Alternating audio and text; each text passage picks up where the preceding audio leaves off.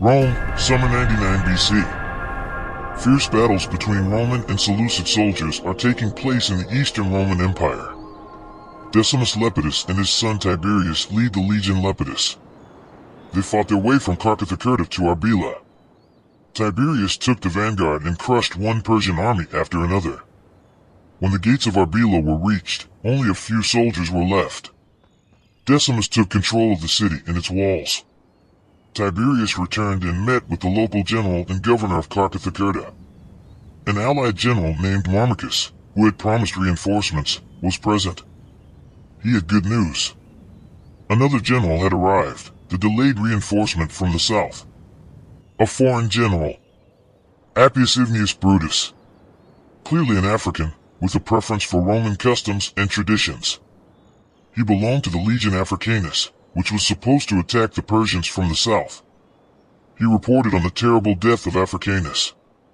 At night in his tent, in the desert, built on quicksand. Heart attack. Screams, spasms, foam from the mouth. Woo-wee. The elephants came running to save him. But the quicksand swallowed them all.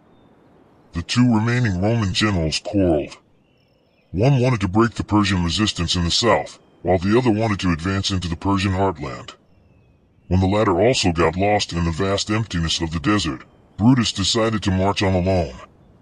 He had brought over 3,000 wild Numidians from the African desert. Capable, half-naked warriors who could throw spears from the deepest south of Africa. But could the African troops withstand the Seleucid phalanx? The African Numidians had come from afar just to fight for Rome. Decimus Lepidus assesses his troops. The cold winter and the siege of Arbela are over. His allies and reinforcements have arrived, and the Seleucids have been repelled. Spring has arrived. The Roman assassins have done their job. When Decimus learned that the enemy leader had been killed, he gathered his cohorts and left the fortress, Arbela. The enemy hordes are now leaderless and fleeing. Decimus sees the Persian army as a thorn in his side. Elite phalanx. But when even they flee, Decimus leaves the city and the gates of Arbela. He is on the hunt. He has already captured one of those legendary silver shields. They flow back to where they came from, carrying their dead leader. Towards Babylon and Seleucidia. Decimus leaves the city and the gates behind. There he meets a Roman general. The reinforcement. An African Roman ally. A fresh new army from the south of Rome. Meanwhile, messengers and spies traverse the Roman Empire, bustling everywhere. There is much to be done. Marius' reforms are in full swing. Marcus Gallicus Caesar is raising 10 new legions and aims to integrate the old troops. Each legion is assigned a special unit that bears the legion's number. The Eagle, the pride of a Roman legion. He plans to raise 20 new legions in 10 years, Roman legionaries modeled after Marius, while integrating the old and ancient troops as veteran cohorts. 22 glorious legions. However, Marcus Gallicus legions are put to the test. The path to Valhalla and the pagan king beyond the mountains in the north.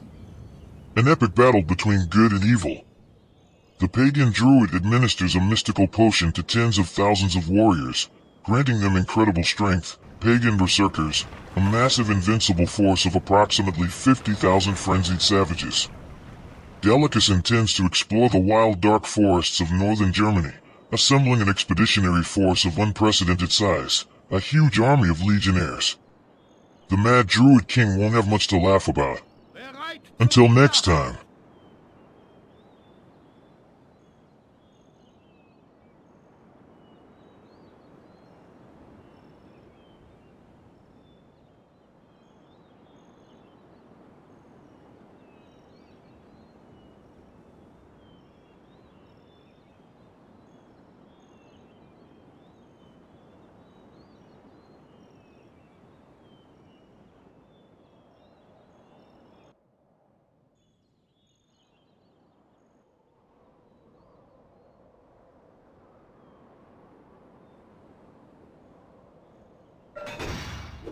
Denkt dran, dass ich meinen Inhalt erstelle, indem ich mit dem Gesicht über die Tastatur rolle. Es ist die wahrste Form der Inhaltsentwicklung. Und vergiss nicht zu abonnieren.